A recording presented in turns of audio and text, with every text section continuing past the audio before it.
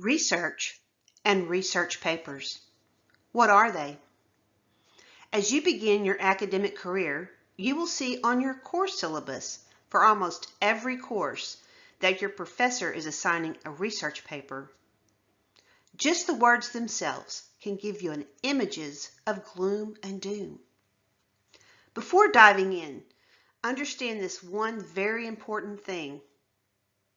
Your professors will assign a research paper, but they will not stop and teach you how to conduct research or write the paper because they expected that you learned how to write a research paper in your first year college English course.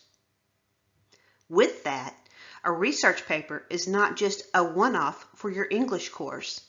You will write research papers in your other discipline-specific courses throughout your academic career and perhaps into the workforce. Therefore, learning research skills now will help you later as your academic journey progresses. What are research papers? Research papers will require you to spend a large amount of time in the library, more hours toiling with notes and drafts, and the headache of dealing with impenetrable rules of documentation.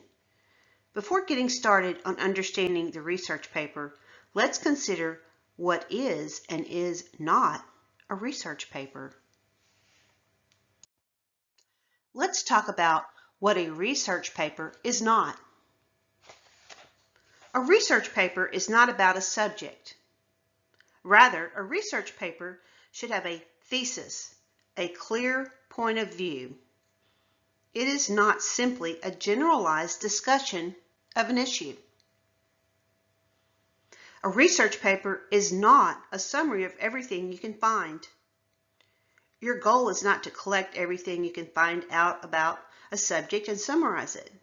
Although you should review as much material as possible, you should select sources that directly support your thesis. A research paper is not a list of quotes. The focus of your paper is your point of view, your commentary. Direct quotes, facts, and statistics may be woven throughout your paper, but they should support your position. Your commentary should do more than simply introduce or link quotes. A research paper does not support a preconceived point of view. Looking up facts and support what you already believe is not genuine research. You should examine evidence, then form an opinion. Finally, a research paper does not present the ideas of others without documentation. Research papers must use documentation methods to prevent you from plagiarizing sources. Do not borrow ideas, statistics, or facts without noting their original source. Now let's talk about what a research paper is. A research paper, no matter the subject, must achieve specific goals. First, a research paper meets the needs of the assignment. Many instructors give specific requirements for research papers, detailing topics, use of sources, and documentation methods. Make sure you fully understand the scope of the assignment. Keep the needs of the assignment in mind as you work on your paper. Constantly refer to the instructor's guidelines to keep your research on track. Second, a research paper has a clear focus. The more narrow you make your subject, the easier your paper will be to write. It is better to write about the one character in a novel or play than attempt to comment on the entire work. It is easier to focus on one treatment for a single psychiatric disorder than trying to address mental health. Third, a research paper has a clear thesis. A research paper must express a point of view, not simply report on the ideas of others. The focus of the paper is not the views of others, but your opinions and interpretations. And lastly, a research paper comments on the quantity and quality of sources. A research paper does not simply summarize and present the ideas of others. A good research paper distinguishes between reliable and biased sources, between authoritative and questionable statistics, between fact and opinion. Getting started on your research paper. The first step is choosing a topic. When choosing a topic, keep in mind the following. 1. Is it controversial? In other words, is it a topic that people can disagree about? 2. Is it arguable? Is it a matter of opinion on which there is no absolute proof or authority? 3. Is it one that you can research as necessary given the time you have? And 4, is it one you can care about but for which you can be fair and reasonable? When choosing a topic, here is a rule of thumb. Choosing a topic about which you have a special knowledge, like playing a musical instrument or participating in a sport, usually works best. It is important to focus on a topic that you can write a brief paper on. For example, many people are not happy about government censorship. Rather than focus on a large scale, narrow your focus down to the state of Texas banning TikTok on official Wi-Fi networks for state colleges, specifically at Texas A&M University System schools. If you are having difficulty choosing a topic, try some invention strategies like brainstorming, free writing, clustering, which could jog your memory and make you think of creative ideas. If you are having any issues with selecting a topic or claim, please let your professor know as soon as possible.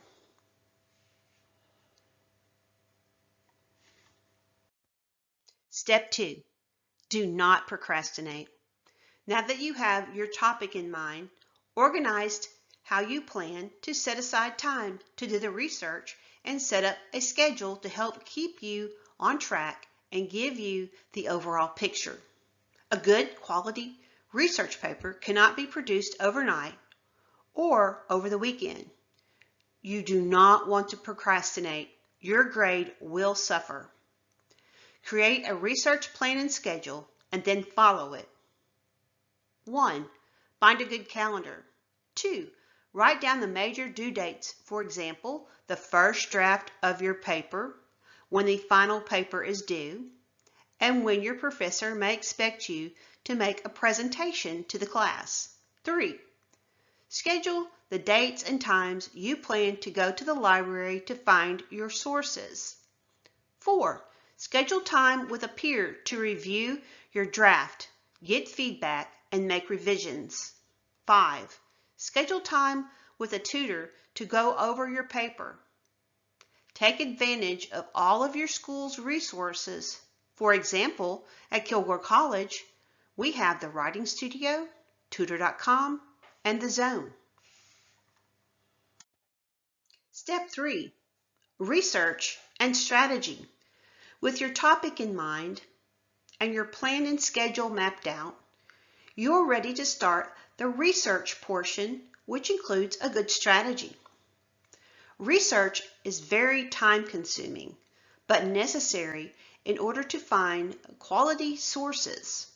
Make sure that you know what your professor expects with respect to sources. If you have any questions about your assignment or sources, make sure you ask your professor or a research librarian, both who can be valuable sources of information.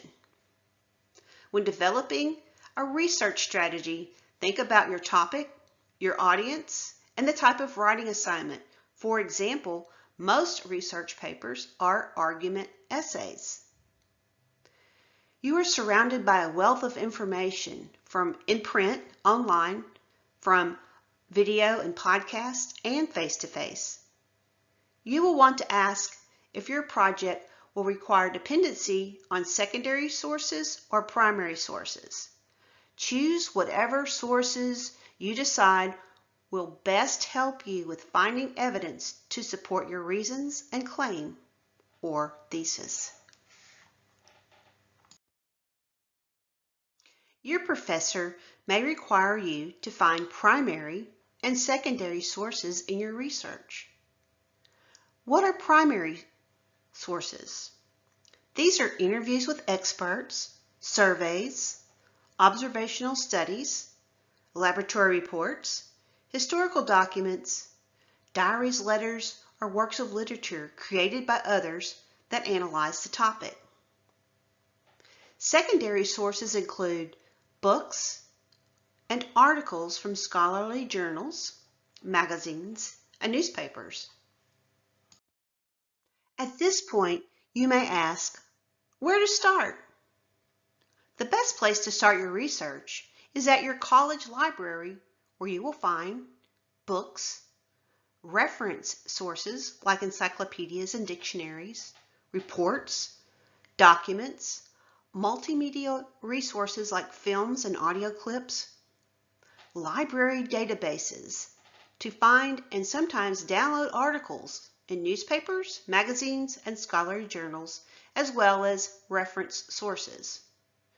Research guides, lists of reliable sources on topics frequently studied by students.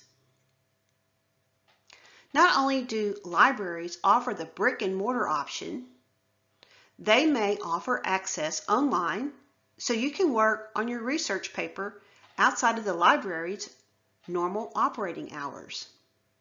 The best way to know what your library offers is to check out their website. For example, you could go to Kilgore College's library and learn everything that is available to you as a Kilgore College student. To get started, you will need to use search terms. Using your library search catalog or database, use search terms. Type in the search box an author's name, the title of work, a subject term or keyword, or even a call number. For example, you can take a look at Kilgore College's research box. This is where you would enter in any keywords. Think about your topic and what other people might write about it to figure out what words they may have used. For example, if your topic is ecology, you may find information under the keyword ecosystem, environment, pollution, and endangered species, as well as a number of other related keywords, depending on the focus of the research and your area of study. What happens if you get too many or not enough search hits? To broaden the topic, you add a specific term or combine search terms into phrases or words. To narrow the topic, replace a specific term with a more general term. Substitute a synonym for one of your key words. Combine terms with or to get results with either or both terms. And add a wildcat character using an asterisk or a question mark. It is important to note that using phrases or word strings will limit your results to items that include all words you have specified. You may need to insert a quotation mark around the term or insert the word "and" between them to create a search phrase or word string. Check the search tips for the database, catalog, or search engine you are using. Finding books and other sources. Books housed in academic library collections offer two distinctive advantages to student researchers. First, they provide in-depth coverage of topics. Second, They are more likely to be published by reputable presses that strive for accuracy and reliability. You can generally search for books as well as reference works and multimedia resources by author's name, title, keyword, or subject heading, and narrow your search by using advanced search options. Many college libraries use special subject headings devised by the Library of Congress, which is the National Library of the United States. Finding and using the subject headings most relevant to your search will make your research more productive. You can locate the subject headings your library uses by pulling up the record of a relevant book you have already found and looking for the list of words under the heading Subject or Subject Headings. Including these terms in your search may help you find additional relevant sources. And as always, if you cannot find what you're looking for, always ask a librarian for help. Finding articles in periodicals. Much of the information you use to write your research paper will come from articles in periodicals, which are publications such as newspapers, newsletters, magazines, or scholarly journals that are published at regular intervals. To locate relevant articles on your topic, start your search with one of the library's databases. But you may ask, why can't I just Google it? Here's why not to use Google. 1. Google will pull up articles from any publication it indexes, from freely available personal websites to scholarly journals. Results rise to the top of the list based on a number of factors, but not necessarily the reliability of the source. A Google search will turn up helpful sources, but you will need to spend a good deal of time sifting through the numerous hits you get to find sources that are both relevant and reliable. Second, sources you find through Google may ask you to pay for access to articles, or they may require a subscription. Your library probably already subscribes to these sources on your behalf. Also, adding databases to your search strategy will diversify your search and provide you with access to resources not available through a search engine such as Google. Let's continue finding articles in periodicals. Most college libraries subscribe to general databases and subject-specific databases, as well as databases that index newspapers. For college-level research projects, you may use all types of databases to find appropriate articles. Some databases provide access to full-text articles, either HTML or PDF.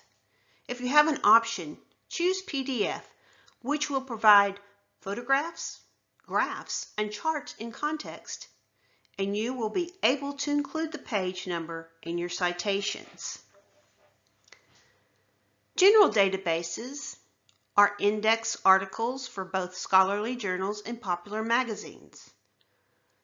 Subject-specific databases index articles only in their discipline. And newspaper databases index newspaper articles. Note, sometimes the names of the databases change. Make sure you ask your college librarian and any questions that may arise regarding databases or citation locations. Searching for government documents. Federal, state, and local governments make many of their documents available directly through the internet or web.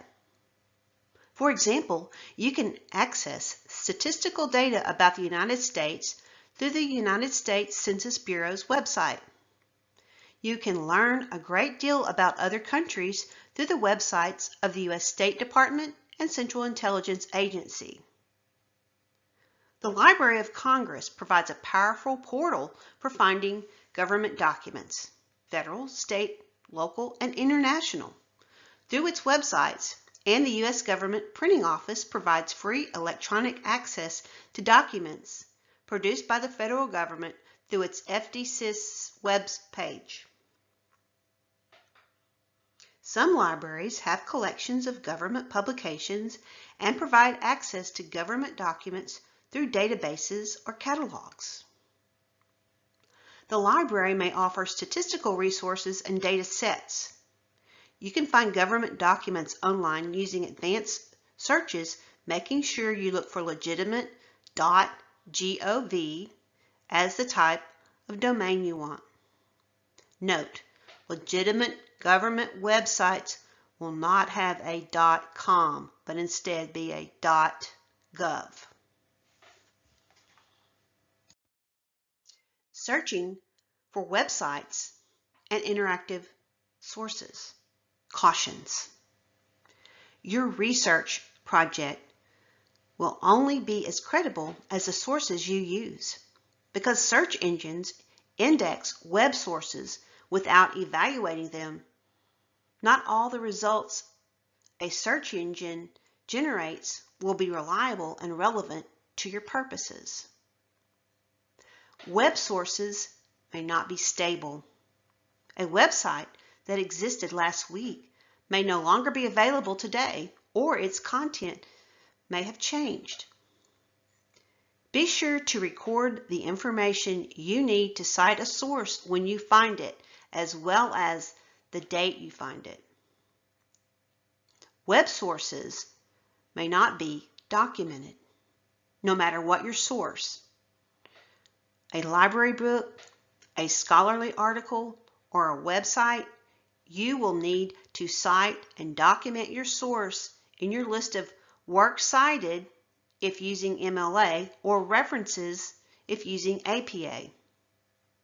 If you are publishing your report online, check also to determine whether you will need permission to reproduce an image or any other elements. Interactive sources such as blogs, wikis, RSS feeds, social media networking sites, and discussion lists can be useful sources of information, especially if your research project focuses on a current event or late-breaking news. Let's review the ones below. Blogs. These are websites that are updated regularly, often many times a day. They are usually organized chronologically with the newest post at the top, and many contain links or news stories, but generally focus on opinions of the blog host and visitors. Blogs by experts in the field are likely to be more informative than blogs by amateurs or fans. Next, wikis, of which Wikipedia is the best known example. They offer content contributed and modified collaboratively by a community of users. Wikis can be very useful for gleaning background information, but because in most cases anyone can write or revise wiki entries, many instructors will not accept them as reliable sources for college-level research projects. Use wikis cautiously and always fact-check. Real Simple Syndication, RSS feeds, aggregate frequently updated sites such as news sites and blogs into links in a single web page or email. Most search engines provide the service, as do sites such as Newscrawler and FeedDemon. RSS feeds can be useful if you are researching news stories or political campaigns. Social networking sites like Facebook, Twitter, and LinkedIn allow users to create groups or pages on topics of interest or to follow the thoughts and activities of newsmakers. Lastly, discussion lists are electronic mailing lists that allow members to post comments and get feedback from others interested in the same topic. The most reliable discussion lists are moderated and attract experts on the topic. Many online communities provide some kind of indexing or search mechanism so that you can look for threads or conversations related to the topic. Caution: carefully evaluate and fact-check information from wikis, social media, and discussion lists. Let's recap what we've learned so far. In step 1, you selected a topic. In step 2, you have a plan and schedule in hand to keep on track. In step 3, you know where to start your research, know about primary and secondary sources, and can start diving into collecting the evidence to support your thesis. Step 4 is focused on the writing process, the place where you create an outline, skeleton, or framework, and take the research paper to the next level. The next presentation will cover the writing process. Of course, if you ever have any questions about this presentation, please feel free to let me know and ask questions that you may have.